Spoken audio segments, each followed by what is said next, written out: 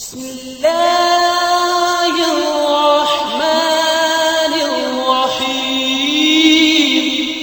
اعوذ باللہ من الشیطان الرجیم، بسم اللہ الرحمن الرحیم۔ الحمدللہ وکفیٰ والصلاۃ والسلام علی عبادہ الذین اصطفیٰ۔ ناظرین السلام علیکم۔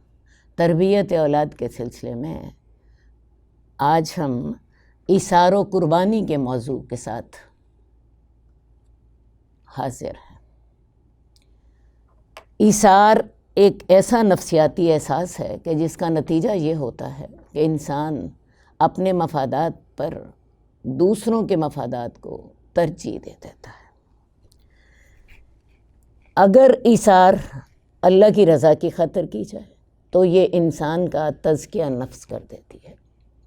یہ انسان کے اندر سے ہرس، حسد، بغض، انتقام، ان ساری چیزوں کا خاتمہ کر دیتی ہے۔ اللہ نے اس صفت کے لیے قرآن مجید میں انصار کی بہت تعریف کی۔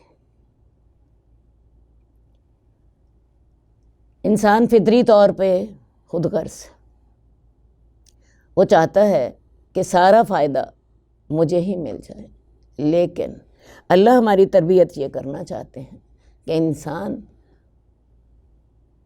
اپنے مفاد پر دوسروں کے مفاد کو ترجیح دے۔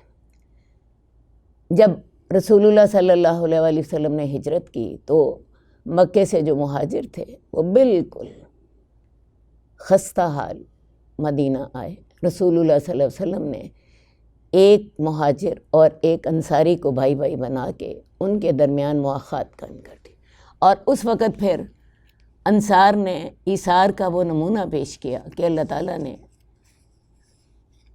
سورہ حشر کی آیت نمبر 9 میں ان کی تعریف کی۔ وَيُؤْثِرُونَ عَلَىٰ أَنفُسِهِمْ وَلَوْ كَانَ بِهِمْ خَصَاصَةٌ۔ انصار اپنی جانوں پر مہاجرین کو ترجیح دیتے ہیں، اور اگرچہ یہ خود فاقے سے بھی ہوں تب بھی۔ تو ایثار جو ہے وہ معاشرے کے لیے بہت فائدہ مند صفت ہے۔ رسول اللہ صلی اللہ علیہ وسلم نے اپنے صحابہ کی اس لحاظ سے بڑی تربیت کی تھی۔ ایک واقعہ اس وقت مجھے یاد آ رہا ہے۔ حضرت ادبی اس واقعے کے راوی ہیں، وہ کہتے ہیں کہ غزوہ یرموک کے جنگ یرموک کے موقع پر وہ زخمیوں کو پانی پلا رہے تھے۔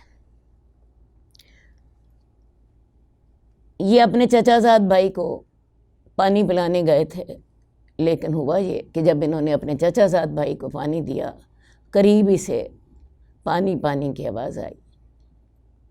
ان کے چچا زاد نے کہا پہلے اسے پانی پلا دیں۔ یہ ایثار کا بہت شاندار موقع تھا۔ جب اسے پانی پلانے کے لیے حضرت ادوی گئے تو قریب سے کسی اور کی آواز آئی جو آخری دموں پر تھا اور پانی پکار رہا تھا۔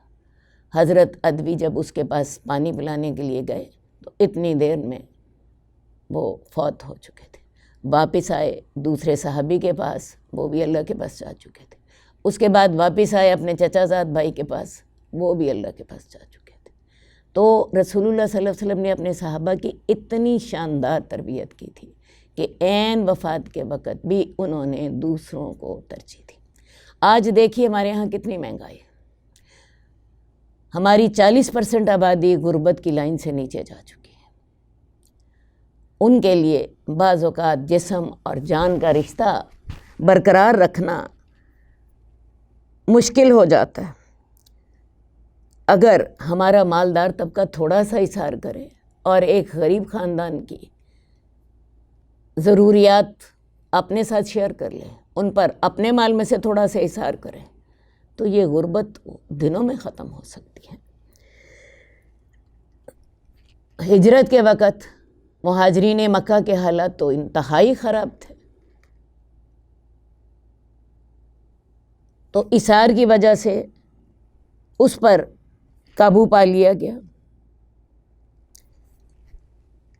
ایک تو اس کے ساتھ ہمارے معاشی مسائل حل ہوں گے، نمبر 2 اس کا نتیجہ یہ ہوگا کہ جس شخص پر اثار کیا گیا، ظاہر ہے وہ شخص اثار کرنے والے شخص کا دل و جان سے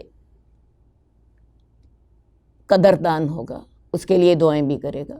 اس کے ساتھ کیا ہوگا کہ معاشرے کے لوگوں کے اندر حسد، بغض اور انتقام کے جذبات بھی کم ہو جائیں گے۔ تو یہ اثار سب سے پہلے کیجئے اپنے خاندان والوں پر، اپنے ملنے جلنے والوں پر، اور پھر پورے معاشرے پر۔ اثار سب سے پہلے اپنے گھر والوں سے شروع کریں، پھر اپنے ملنے جلنے والوں سے، پھر عام لوگوں کے ساتھ، عام معاشرے کے ساتھ۔